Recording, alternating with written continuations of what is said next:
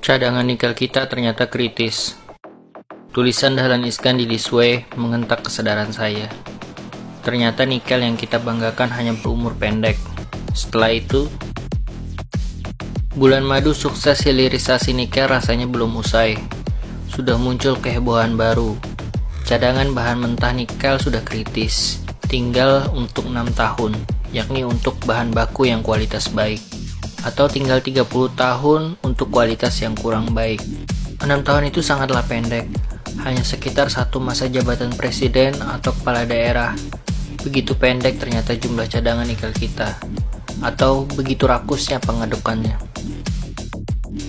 Bahan mentah nikel kualitas baik pada dasarnya memang tidak lagi besar, sudah habis diekspor berpuluh tahun yang lalu. Bahwa yang kurang baik masih bisa untuk 30 tahun itu karena tidak pernah ada yang diekspor. Yang disebut kualitas baik adalah kadar nikel dalam tanah mencapai 1,5% sampai 1,8%. Artinya setiap 1 ton tanah yang mengandung nikel setelah diproses di smelter menghasilkan 15 kg nikel. Sedang yang disebut kurang baik adalah yang kandungan nikelnya antara 0,8% sampai 1,2%. Tanah yang mengandung nikel itu disebut ore. Ketika ekspor bahan mentah masih diizinkan, hanya ore kualitas tinggi yang diekspor.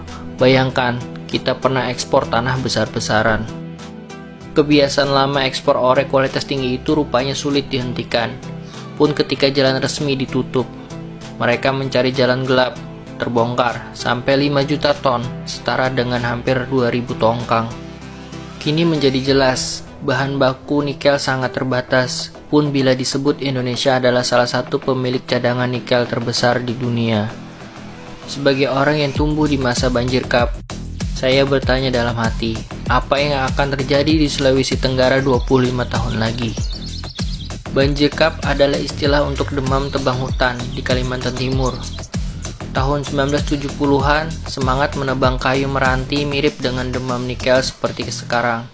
Kayu gelondongan diekspor begitu saja. Sungai Mahakam menjadi hitam. Demikian juga Sungai Kahayan di utara. Kayu habis, hutan gundul, mata pencaharian pun hilang. Sekian puluh tahun kemudian muncul demam lain, batu bara. Juga dibabat habis-habisan, pun sampai yang kualitas rendah sekalipun. Kayu, batu bara, nikel rasanya menjadi pelajaran penting bagi demam berikutnya, bauksit di Kalimantan Barat.